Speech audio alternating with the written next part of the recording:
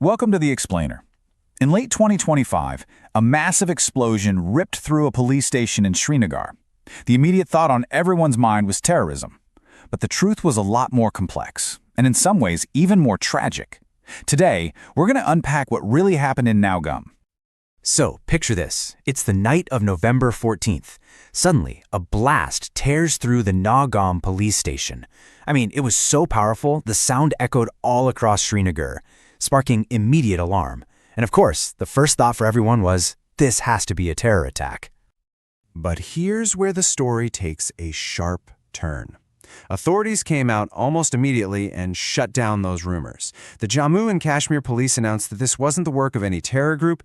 This was something else entirely, something tragically unexpected. To really understand what happened here, we have to start with the people. We have to look at the devastating human cost of that single night. As the smoke finally cleared, the final numbers were just heartbreaking. 9 people were killed, 32 others were injured. And when you see who the victims were, you realize the true scale of this tragedy. It wasn't just police officers. We're talking 3 people from the forensic science lab, 2 police photographers, 2 officials from the revenue department, an SIA inspector, and even a local tailor who was just in the wrong place at the absolute wrong time. Every number represents a life. A life like Inspector Isra Ahmad Shah. He was with the state investigation agency, a father of 2 little kids. His neighbors described him as the soft-spoken, dedicated officer who was always ready to help his community. A terrible loss. So, that brings us to the crucial question, right? If it wasn't a terrorist attack, what in the world could cause such a deadly explosion inside a police station? Well, the answer is pretty chilling. It turns out the source was a massive cache of seized explosives. We're talking about nearly 3,000 kilograms of material used for making IEDs, improvised explosive devices. All of it had been brought to Nowgam as part of a major anti-terror investigation. So the official story lays out this very clear and ultimately tragic chain of events. First, the explosives are seized after a terror module is busted. Then, all this highly sensitive material is transported by truck to the Nowgam station. It's stored in an open area there, and a forensic team begins the delicate process of taking samples. And that's when it happened. Around 11:22 at night, during the handling process, it accidentally went off. Now, this is where it gets interesting. If you listen really closely to the official statements, you'll notice a subtle but really important difference. The J&K Police chief was very direct. He called it an accidental blast.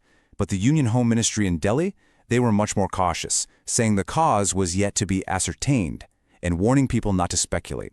A small difference in language that actually says a lot. So, in the wake of the explosion, the focus immediately shifted. It became all about dealing with the aftermath, the grief, the damage, and the urgent need for answers. The response on the ground was swift. The lieutenant governor ordered a formal probe right away. High-ranking officials held ceremonies to honor the dead. The government promised full financial support for the victims' families and compensation for damaged property. And in a really powerful sign of public mourning, a local political party even canceled its election victory celebrations out of respect. But this was never going to stay just a local tragedy. The news from Nowgam shot across the country, and it wasn't long before it sparked some pretty sharp questions from national political leaders. For instance, the Congress president, Mallikarjun Kharge, called it a wake-up call.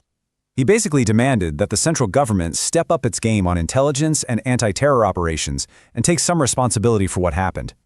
Another senior leader, Ashok Gehlot, immediately connected the dots to a recent blast in Delhi. He said that this pattern was a matter of great concern for the entire country's security. And then, maybe the most direct criticism came from former Delhi Chief Minister Arvind Kejriwal.